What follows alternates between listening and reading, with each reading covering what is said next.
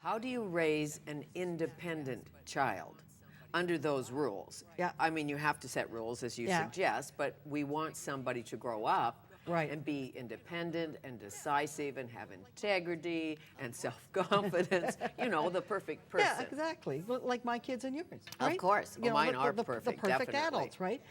You know, the way you do it is when you're writing the rules, you're taking a look at what's needed in order to live in society, to live in the family, to make things flow in a way that is polite and comfortable and all of those things, and legal, of course, you know, things like that. But at the same time, part of writing the rules is setting expectations to ask our children to do what they can for themselves as soon as they can, to take responsibility for their decisions, to deal with the consequences of their decisions. In other words, we don't overprotect them, we don't always save them, and we do ask them to do things for themselves, but we make it stuff that makes sense according to their age.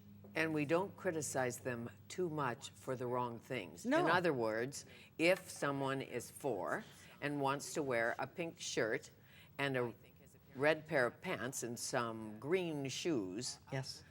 I think as a parent you just have to allow them to do that, to go out looking like a bit of a clown. Oh, absolutely. You know, if we want kids to dress themselves, we should let them dress themselves. And you know, the thing is, occasionally there will be times when we're going to want to have some input, like if you're taking them to church or, you know, to a big fancy event.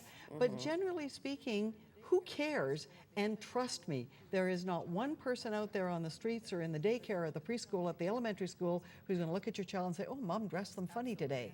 They're going to look at the child and say, "Isn't that wonderful? He was allowed to dress himself."